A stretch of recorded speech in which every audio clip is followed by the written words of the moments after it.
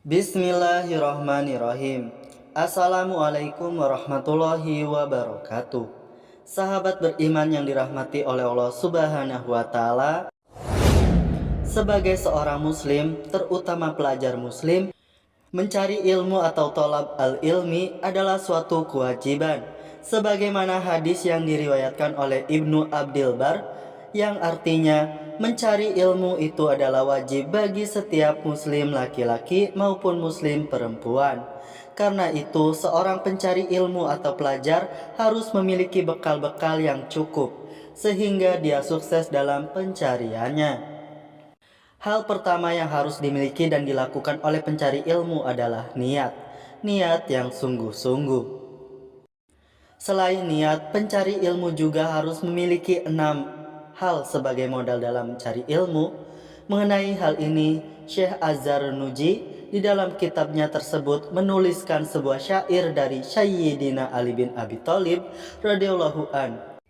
Dua bait syair yang artinya, ingatlah, engkau tidak akan mendapatkan ilmu kecuali dengan memenuhi 6 syarat. Saya akan beritahukan keseluruhannya secara rinci, yaitu kecerdasan, kemauan, sabar, biaya, bimbingan guru, dan waktu yang lama. Dan inilah 6 syarat menuntut ilmu menurut Ali bin Abi Thalib. Yang pertama, kecerdasan. Ulama membagi kecerdasan menjadi 2, yaitu yang pertama, muhibatun minallah, kecerdasan yang diberikan oleh Allah. Contoh seseorang yang memiliki hafalan yang kuat. Yang kedua adalah kecerdasan yang didapat dengan usaha atau muktasab, misalnya dengan cara mencatat, mengulang materi yang diajarkan, berdiskusi, dan lain-lain.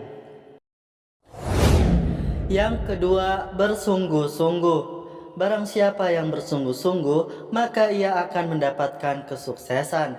Begitu pula dalam menuntut ilmu. Kesungguhan adalah salah satu modal untuk menguasai ilmu yang sedang kita pelajari. Pepatah mengatakan, manjada wajada, siapa bersungguh-sungguh pasti dapat. Yang ketiga, kesabaran. Yang ketiga, sabar. Dalam menuntut ilmu dibutuhkan kesabaran. Sabar dalam belajar, sabar dalam diuji, sabar dalam segala hal yang kita alami dalam proses menuntut ilmu. Sabar dalam menjalani hukuman sekalipun. Hidup ini adalah ujian, pasti Allah akan uji kesungguhan kita dalam menuntut ilmu. Jikalau kita lolos dalam menjalaninya, maka kita akan dinaikkan tingkat kita dari yang sebelumnya. Pepatah mengatakan, orang yang cerdas adalah orang yang tidak akan pernah berhenti belajar. Yang keempat, biaya. Dalam menuntut ilmu tentu butuh biaya atau bekal. Tidak mungkin menuntut ilmu tanpa biaya. Contoh para imam, Imam Malik menjual salah satu kayu penopang atap rumahnya untuk menuntut ilmu. Imam Ahmad melakukan perjalanan jauh ke berbagai negara untuk mencari ilmu. Beliau janji kepada Imam Syafi'i untuk bertemu di Mesir, akan tetapi beliau tidak bisa ke Mesir karena tidak ada bekal. Seseorang untuk mendapat ilmu harus berkorban waktu, harta, bahkan terkadang nyawa. Yang kelima, bimbingan guru. Salah satu hal yang paling penting dalam menuntut ilmu adalah bimbingan dari seorang guru. Terlebih belajar ilmu agama Islam haruslah sesuai dengan bimbingan guru. Belajar agama Islam janganlah secara otodidak semata, karena akan menjadi bahaya jika salah memahami suatu teks, ayat, atau hadis. Dikarenakan begitu pentingnya bimbingan guru, maka kita haruslah menghormati dan memuliakan guru. Hal ini semata-mata untuk mendapatkan ridho guru yang pada akhirnya akan mengantarkan kita kepada Allah.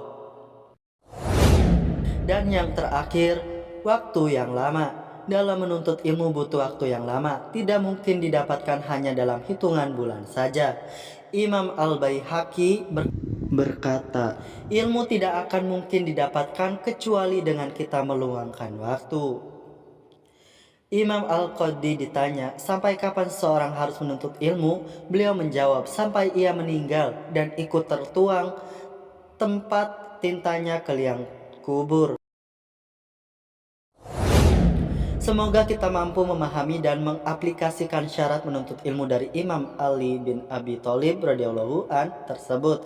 Jangan pernah patah semangat, wabil khusus untuk para pemuda. Masih banyak yang harus kalian pelajari di dunia ini dengan waktu yang sangat terbatas. Demikianlah ulasan video kali ini mengenai 6 syarat menuntut ilmu menurut Ali bin Abi Thalib. Terima kasih sudah menyimak video ini. Semoga bermanfaat. Wassalamualaikum warahmatullahi wabarakatuh.